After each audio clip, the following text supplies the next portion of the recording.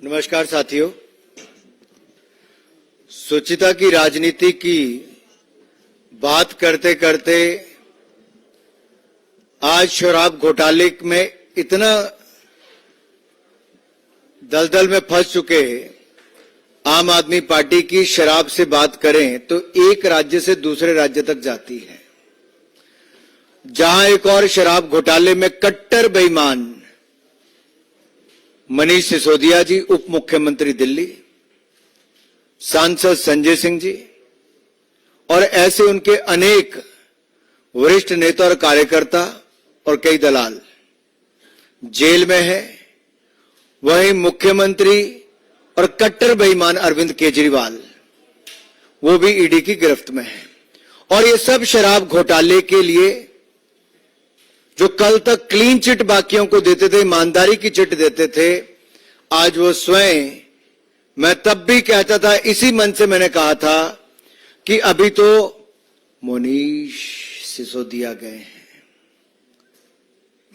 King pin बाहर है, और मैंने कहा था किंग पिन का नंबर भी आएगा, और कल किंग पिन का नंबर आया। लेकिन इससे बड़ा दुर्भाग्य देखिए, जो कल तक नैतिकता की बात करते थे, आज वो कहते कि मैं जेल से सरकार चलाऊंगा। अरे चारा खाने वालों ने भी पहले इस्तीफा दे दिया था, शराब वालों ने अभी तक भी इस्तीफा देने से मुकर रहे हैं। और एक दुर्घटना और घट गई, इनका दूसरा राज्य पंजाब, जहां ये सत्ता में इसलिए आए थे कि हम नशे के खिलाफ अभियान चलाएंगे। मुख्यमंत्री 4 महीने में अपनी ही लोकसभा की सीट उपचुनाव में हार गए थे। पिछले कल जो वहां पर घटा है, 20 से ज्यादा लोगों की जान चले गई शराब, नकली शराब के चलते। पूरे पंजाब की क्या हालत होगी अगर मुख्यमंत्री के अपने जिले में हालत है। शराब आम आदमी पार्टी को कहां तक ले डूबेगी और शराब से इनको क्या क्या फायदा मिला है। शराब के व्यापारियों से, चाहे वो ठेके वाले हो या नकली शराब वाले हो, ये आम आदमी पार्टी का इनसे क्या संबंध है। नशे के व्यापारियों से, शराब के व्यापारियों से, लोगों की जान लेने वाले और राज्य के लोगों को हर मोहल्ले में ठेका खोलने वाले, इनके साथ इस भ्रष्ट आम आदमी पार्टी का क्या रिश्ता है, ये रिश्ता क्या कहलाता है। और मैं एक बात यहां पर और कहना चाहता हूं, अरविंद केजरीवाल जी के पुराने जितने वीडियो निकालोगे, वो तब तो कहते थे कि कांग्रेस वालों को हाथ नहीं मिलाऊंगा, अब हाथ भी मिलाया, गले भी लगाया है। उस समय कहते थे कांग्रेस की अध्यक्षा सोनिया गांधी जी को गिरफ्तार कर लो, 2 दिन इंटेरोगेट कर लो, सच बाहर आ जाएगा। आज मेरा सवाल कांग्रेस से भी साथ में है कि कल तक तो आप सवाल खड़ा करते थे, आज वो कौन कौन से बिल में कौन कौन से कांग्रेसी छिपे, जरा बाहर आके भाई बोलो तो सही। ऐसी कौन सी मजबूरी है कि अरविंद केजरीवाल के खिलाफ बोलना या उसके सवाल खड़ा करना नहीं जरूरी है। आपने जो कंप्लेंट की थी उसी पे तो देखिए क्या हुआ है। आप क्यों नहीं ऑन करते इसको, क्यों नहीं शाबाशी देते ईडी को और बाकी जांच एजेंसियों को कि एक घोटाले के मुख्य आरोपी को, किंग पिन को और उनके बाकी साथियों को गिरफ्तार किया है। दिल्ली प्रदेश की जनता के साथ जो ठगी हुई, जो लूट हुई, जो धोखा हुआ, जो भ्रष्टाचार हुआ, उस पर कार्रवाई हुई है। क्या कांग्रेस को आज इतना मजबूर और कमजोर हो गई है। कल तक तो अजय माकन जी कहते थे कि हमारा वोट बैंक ये ले गए और इन्होंने भ्रष्टाचार के नाम पे पैसा खर्च इकट्ठा किया और फिर वोट लिया है। आज मैं पूछता हूं, वो झूठ थे अजय माकन जी या आज की कांग्रेस झूठी है। और दूसरा सीधा सवाल मेरा श्रीमान भगवंत मान जी से है, वो कहां सोए हैं किसी को पता नहीं, सत्ता के नशे में है कि किस में है किसी को पता नहीं, लेकिन जो नशे के कारण मरे हैं जहरीली शराब पी के, उस पर उनका बयान तक नहीं आया। ये कैसी सरकार है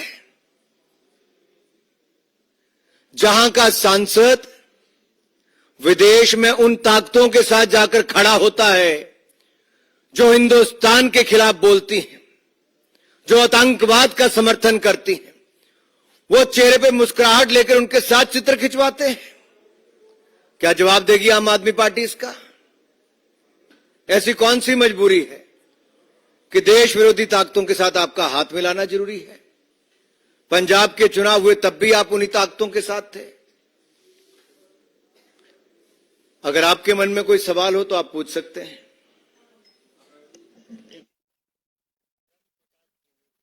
जी न्यूज।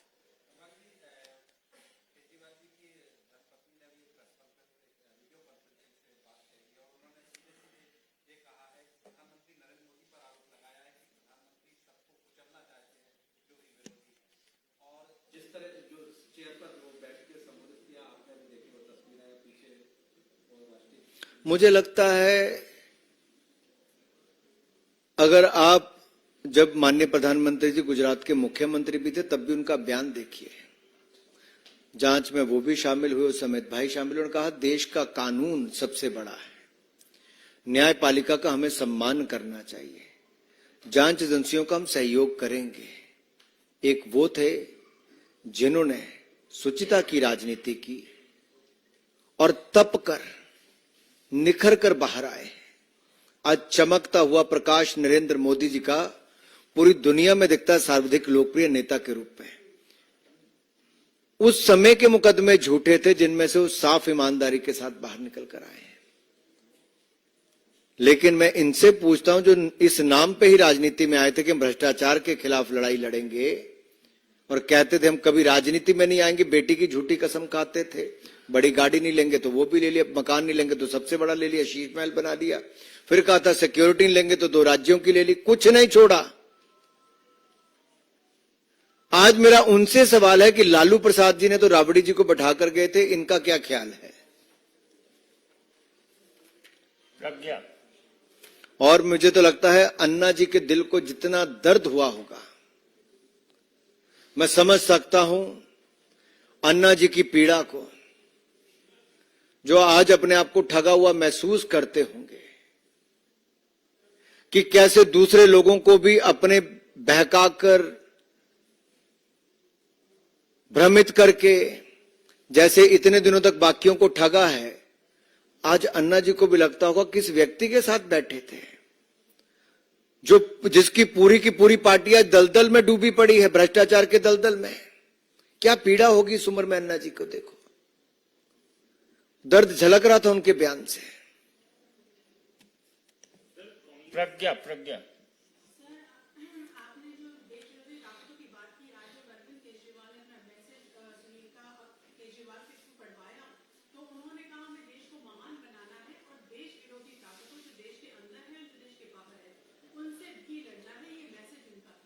ऐसा कोई बचा नहीं जिसको उन्हें ठगा नहीं। अब जेल में रह के कितना महान बनाएंगे मुझे पता नहीं, भ्रष्टाचार करके कितना महान बनाएंगे, लेकिन एक बात तो मैं कह सकता हूं कि लड़खड़ाती चरमराती अर्थव्यवस्था से निकालकर दुनिया की 5वीं बड़ी अर्थव्यवस्था मोदी जी ने बनाया। 25 करोड़ गरीबों को गरीबी रेखा से बाहर निकाला, दुनिया में भारत का मान सम्मान बढ़ाया, गरीब कल्याण की योजनाएं चलाई। आज देश कहता है मोदी की गारंटी पे विश्वास है।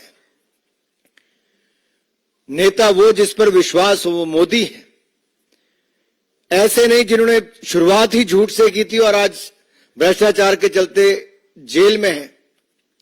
अराजकता पूरी दिल्ली में फैलाई इन्होंने।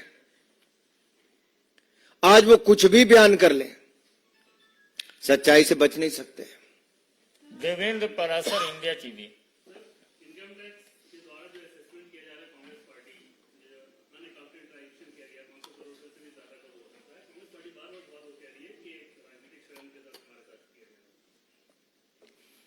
मेरा आपको देवेंद्र जी सिर्फ इतना है, ये मुकदमा कब से है? कितने मौके थे इनको इसका उत्तर देने के, टैक्स देने के? जब इनकी इनकम टैक्स की छूट चलेगी फिर उसके बाद क्या किया इन्होंने इतने दिन? 60 साल सत्ता में रहने वाली कांग्रेस पार्टी का अहंकार और घमंड देखिए कि वो अपने आप को कानून से ऊपर समझते हैं। अरे इनकम टैक्स एक्ट जितना मुझ पर लागू है व्यक्तिगत रूप से, उतने किसी संस्था पर भी लागू है। अगर आपके चैनल पर है तो किसी दूसरे राजनीतिक दल पर भी है। अगर किसी को इनकम टैक्स से छूट है राजनीतिक दलों को, तो उसके मापदंड है कि आपको अपनी रिटर्न फाइल करनी पड़ती है। लेकिन इतना अहंकार कांग्रेस का कि हम रिटर्न भी फाइल नहीं करेंगे लेकिन इनकम टैक्स विभाग हमारे खिलाफ कार्रवाई ना करे, ऐसा कैसे हो सकता है जी? आखिरकार ये अरविंद केजरीवाल जी, आम आदमी पार्टी, कांग्रेस पार्टी अपने आप को देश के नियम कानून से ऊपर क्यों समझती है? देश की जनता को यह जानना बहुत आवश्यक है। ये वो अहंकारी घमंडी ताकतें हैं जिन्होंने घमंडिया अलायंस, इंडी अलायंस बनाया, और ये इनके कारनामे दिखाते हैं कि अहंकार, घमंड और भ्रष्टाचार के करके आज इस स्थिति में लोग खड़े हैं। रविकांत राय, टाइम्स नौ भारत। अनुराग जी, इन्फोर्समेंट डायरेक्टरेट ने कोर्ट में ये कहा कि जो लेकर पॉलिसी का स्कैम हुआ है उसके मुख्य सरगना दिल्ली के मुख्यमंत्री अरविंद केजरीवाल हैं। लेकिन हमने देखा कि जो इंडिया अलायंस के नेता हैं वो उनके समर्थन में प्रोटेस्ट में जा रहे हैं, उनके घर जा रहे हैं। एक व्यक्ति जिसको एजेंसी कह रही है कि सरगना है, ये लोग उसके समर्थन में जा रहे हैं, क्या चोर चोर मुसेरे भाई, सबने एक दूसरे की पीठ खुजलाई। I scratch your back, you scratch mine, यही चल रहा है। बाकी कौन है? इनमें से अधिकतर लोग तो बेल पर बाहर हैं। चाहे लालू प्रसाद यादव जी हैं, सोनिया गांधी जी हैं, राहुल गांधी जी हैं, इनके अधिकतर नेता बेल पर बाहर हैं, जो भ्रष्टाचार के मामलों में बेल पर बाहर हैं।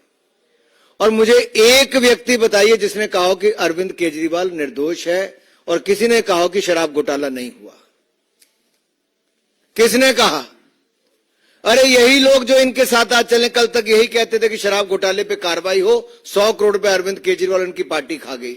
आज कौन सी मजबूरी है जी, आप सब इकट्ठे चल रहे हैं? कौन सी मजबूरी है? देश की जनता पूछती है आपसे। क्या गठबंधन इसीलिए हुआ, ठगबंधन ही है कि सब ठगने वाले, भ्रष्टाचार करने वाले एक मंच पर आ जाएं? रविकांत पुनः एक बार। आतिशी मंत्री हैं, उन्होंने प्रेस कॉन्फ्रेंस की और ये कहा कि शरद चंद्र रेड्डी, जिनके बयान पर केजरीवाल को गिरफ्तार किया गया, उन्होंने बीजेपी को इलेक्टोरल बॉन्ड से पैसे दिए हैं 4.5 करोड़ फिर 55 करोड़, इसलिए बीजेपी अध्यक्ष पर भी कार्रवाई होनी चाहिए। मैं वैसे तो भगवान उनको थोड़ी और शुद्ध बुद्धि दे। इलेक्टोरल बॉन्ड से कोई घुस खाएगा? ये तो पार्टी के लिए चंदा अलग अलग लोग देते हैं, आपको भी दिया होगा, बाकी दलों को भी। इसमें क्या है? हमने तो पारदर्शिता लाए कि राजनीति में अगर चुनावी चंदा लेना है तो आप इलेक्टोरल बॉन्ड के माध्यम से दे सकते हो। आपको जिस राजनीतिक दल को जितना देना आप दो। हमारी देश में 303 सीटें तो केवल भारतीय जनता पार्टी की, 18 राज्यों में सरकारें एनडीए की। उसके बावजूद उसके प्रोपोर्शनेट अगर आप चंदा गिनोगे तो बहुत कम है। अकेली तृणमूल पार्टी को कितना 1400-1500 करोड़ से ज्यादा का चंदा है, शायद 1600 करोड़। एक राज्य में सरकार, गिने चुने एमपी, उनसे 10 गुना ज्यादा एमपी हमारे पास हो, 15 गुना ज्यादा। अब कहां की कोई लॉजिक तो हो? ये अपना मजाक उड़ा रहे हैं जी। अब इनको हो गया, वो अंदर गया तो कौन उसका ज्यादा सगा बनेगा तो मैं मुख्यमंत्री बन जाऊंगा। आजकल होड़ लगी है, एक नेता सड़क पे कूदता है, एक प्रेस कॉन्फ्रेंस करता है कि मुझे मुख्यमंत्री कोई बनाते। पर उनको क्या पता, भाभी भी आज पर्ची लेके बाहर आई हैं। हिमांशु, आज तक।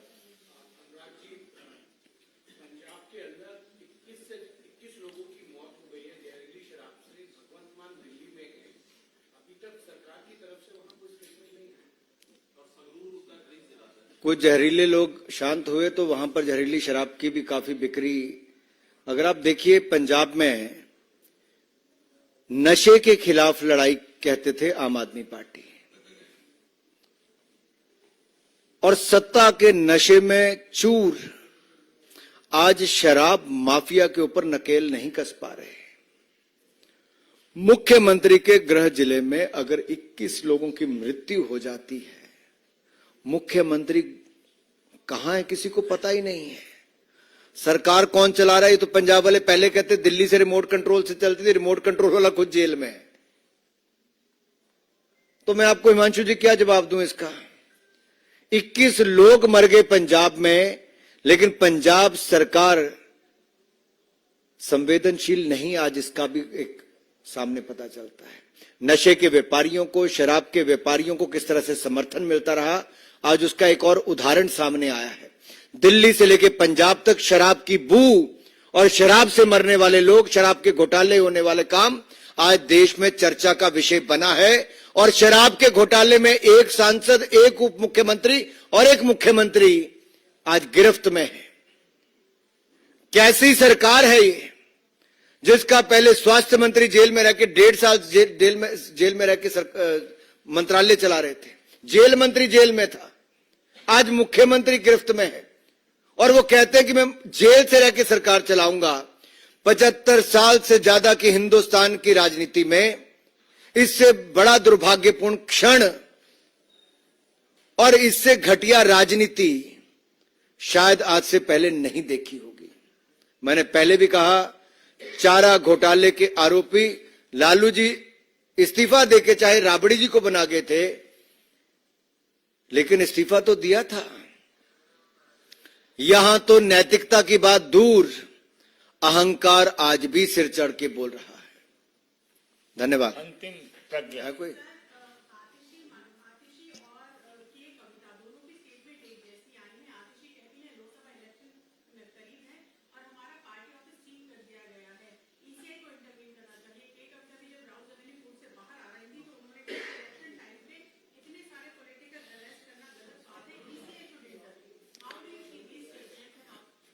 भाई, हम तो एक देश में एक चुनाव के पक्ष में ही हैं।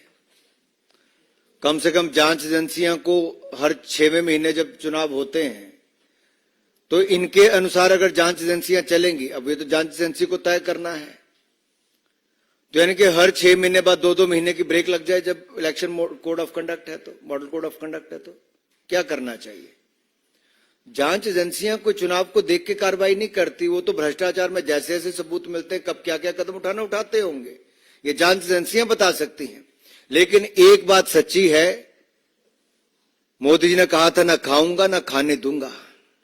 आज देश के लोगों को एक बात का संतोष है कि जो भ्रष्टाचार करते हैं, जॉब के बदले जमीन मांगते हैं, चारा घोटाला करते हैं, कोई शराब घोटाला करता है, कोई अन्य घोटालों में, अगस्ता वेस्टलैंड से लेके नेशनल हेराल्ड घोटालों में है, इन सबके खिलाफ कार्रवाई हुई है।